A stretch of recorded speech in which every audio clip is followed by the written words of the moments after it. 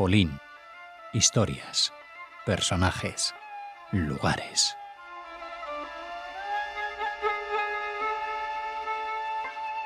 Como siempre, un placer recibir en su programa a Elżbieta Borkiewicz. Hola, Elżbieta. Buenos días, buenas tardes y buenas noches. Bueno, todos tus programas me interesan, seguro que a nuestros oyentes también. Pero el personaje de hoy, bueno, tengo que reconocer que siento debilidad por el propio personaje y por su creación. Sí. Seguramente muchos de ustedes que escuchan este programa conocen la palabra Esperanto, ¿no? Por lo menos les suena familiar. Y aún más si oyen el nombre de Ludwig Zamenhof, ¿no? Que nació justamente el 15 de diciembre hace 161 años en la ciudad de Białystok, en Polonia, ¿no? Así que hace muy poquito fue su cumpleaños, número 161, y sí que he pensado que vale la pena recordar su figura, del padre del idioma esperanto. Pero hay que decir que reivindican su figura todos, los judíos, los polacos, los lituanos, los rusos, y todos tienen alguna parte de razón, ¿no? Porque todo esto es el reflejo de la multiculturalidad de Białystok, de la época en la que vivió Zamenhof, que era el siglo XIX y principios del siglo XX. Białystok entonces era una ciudad de unos 30.000 habitantes, bastante grande, y eran bielorrusos, polacos, rusos, alemanes, judíos, tártaros y lituanos que vivían en los pueblos de alrededores, ¿no? Y además, en general, aquella zona era una zona habitada por muchos judíos, muchas ciudades que eran casi totalmente judías o mezcla, ¿no? Entre, por ejemplo, lituano-judías, ¿no? Pero el mismo Zamenhof dijo una vez que antes de todo diría que soy judío y que todas mis ideas y mi empeño, toda la historia de mis batallas internas y externas estaban estrictamente unidos a mi origen hebreo. Entonces, lo más importante para él era que era judío. Pero él se sentía judío europeo, ¿no? Su abuelo Fabián, que era traductor y profesor de lenguas. Su padre, Mark Zamenhof, era profesor de francés y alemán. Así que el joven Ludwig tenía un talento especial para los idiomas heredado de su padre y su abuelo, y él hablaba perfectamente polaco, ruso y yiddish, aunque siempre consideraba, por lo menos al principio, que el ruso era el idioma más importante para él. Luego aprendió alemán con fluidez, luego aprendió francés, griego, hebreo, y este idioma inventado en Alemania por un cura que se llamaba Volapük, que ocurrió a finales del siglo XIX, también aprendió latín e inglés, ¿no? Y tenía algunas nociones de español e italiano, y bueno, por lo menos tenía conocimientos básicos o conocimientos de la gramática, ¿no? Que todo esto le ayudó después en su trabajo. Y a la edad de 10 años escribió una obra dramática titulada La Torre de Babel o la tragedia de Białystok en 5 actos. Y ahí ya se fija este niño de 10 años en los conflictos que, según él, estaban causados por la pluralidad de idiomas de los habitantes de su ciudad, ¿no? Y le interesaba mucho este tema. Empezó a trabajar inventando un idioma nuevo, pero su padre decía que estos juegos con los idiomas que no eran pan para el futuro, y entonces decidió que su hijo tenía que estudiar medicina y lo mandó a Moscú. Y mientras el hijo estaba en Moscú, él destruyó todas las notas de Ludwig. Y a la vuelta Ludwig tardó 2 años en reconstruir todo el trabajo que había hecho, ¿no? Que ya eran los principios de Esperanto. Pero Ludwig era un hijo obediente, terminó la carrera de medicina en la Universidad de Varsovia y luego se fue a Viena a especializarse en oftalmología. Era un médico oculista oftalmólogo muy, muy conocido, ¿no? Y en el año 1887, es una fecha muy importante, bajo el seudónimo Doctoro Esperanto, o sea, Doctor Esperanza, consigue publicar su primer manual de aprendizaje de un idioma internacional llamado precisamente Esperanto, ¿no? De esperanza.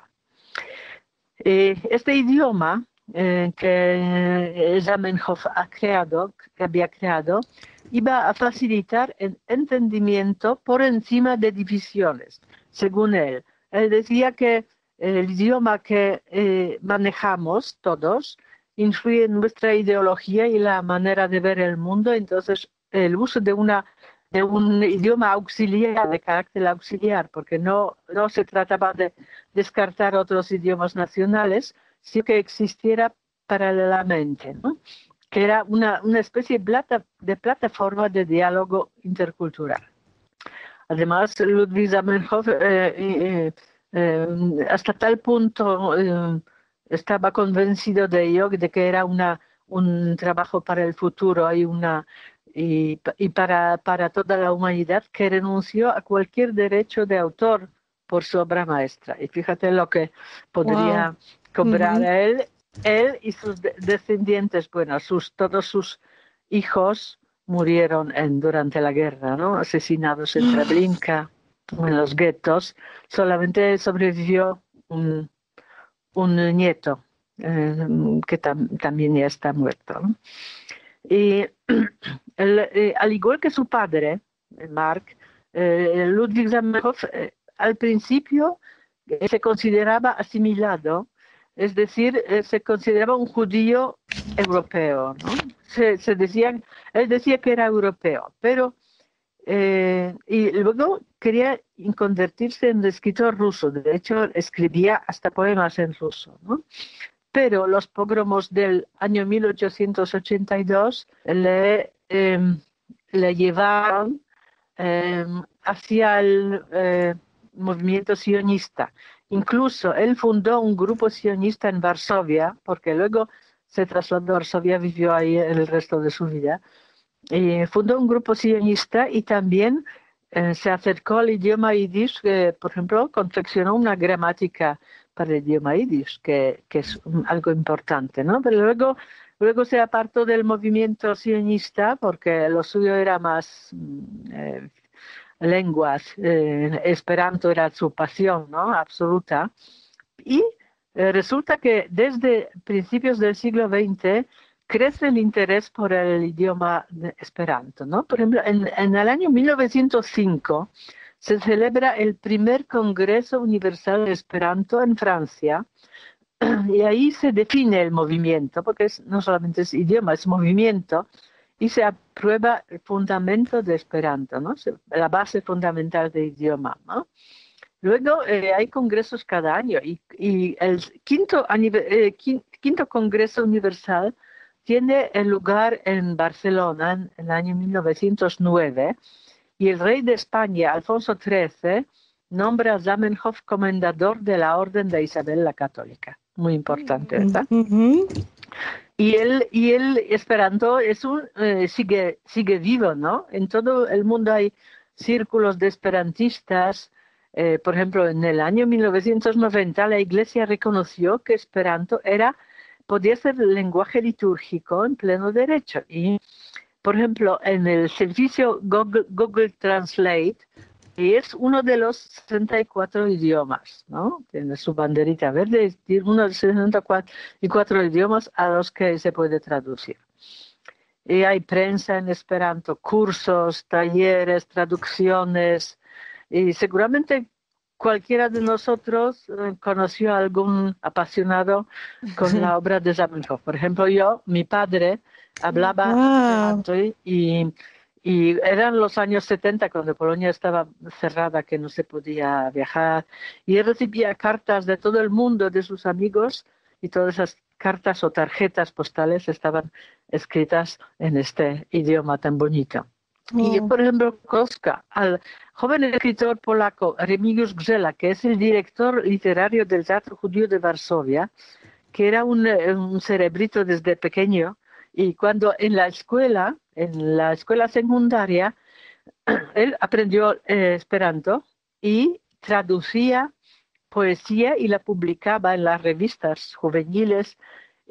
Hasta tal punto aprendió que era capaz de traducir literatura polaca del siglo XIX, que no es nada fácil, ¿no?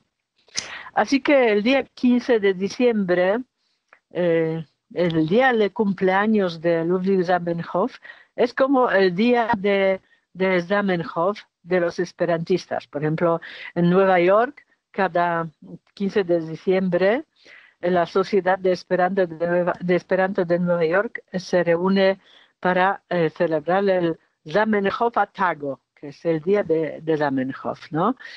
Por ejemplo, hay un pueblo, una ciudad pequeña en Gran Bretaña que se llama Stoke-on-Trent, que desde los años 60 tiene una asociación de Esperanto fortísima, y en esta ahí organizaron muchas veces congresos, encuentros de esperantistas. La ciudad tiene su calle Zamenhof, y o sea, como en muchas ciudades de todo el mundo. Wow, como en Tel Aviv, es preciosa. Claro, la calle en muchas ciudades, en Varsovia también, en muchísimas. Sería difícil decir cuántas, pero muchas, ¿no? Que no se olvida nunca el nombre de Zamenhof. En cuanto a Białystok, en la casa de la familia Zamenhof, ahora está situado el Centro de Esperanto Białystok. Y es uno de los sitios cuando uno viaja a Białystok y quiere recorrer el camino del patrimonio judío, es uno de los puntos que se visita, ¿no?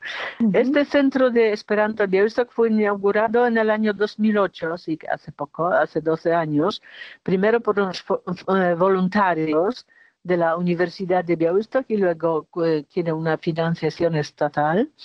Y es muy interesante. Yo entré en la página de este centro.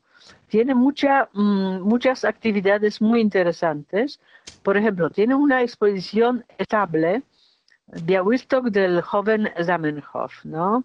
Tiene muchas exposiciones temporales, tiene conciertos, conferencias, mesas redondas, promociones literarias, y tiene también algo muy importante, que son talleres para niños y adolescentes y proyectos educativos de vanguardia. Por ejemplo, proyectos, las religiones de Podlasie, de la región de Podlasie, o juegos en la calle, ¿no? En el exterior. Conocen Białystok, donde los niños recorren, buscan objetivos importantes en la historia de la ciudad, y así aprenden el pasado de su ciudad, que era una ciudad multicultural. A mí me gusta mucho esto, que se hagan este tipo de actividades para que la gente sepa del pasado de su ciudad, que era un pasado muy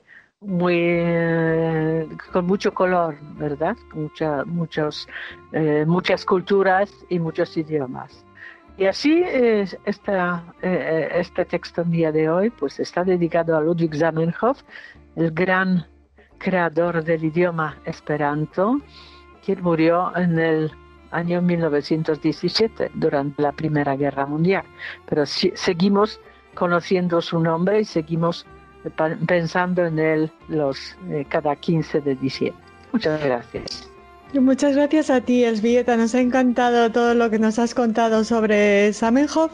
Ojalá, pues este idioma y lo que su autor pretendía con él, ¿no? Que uniera a la humanidad, pues en el futuro se convierta en realidad. Sí. Te esperamos en el próximo programa. Gracias.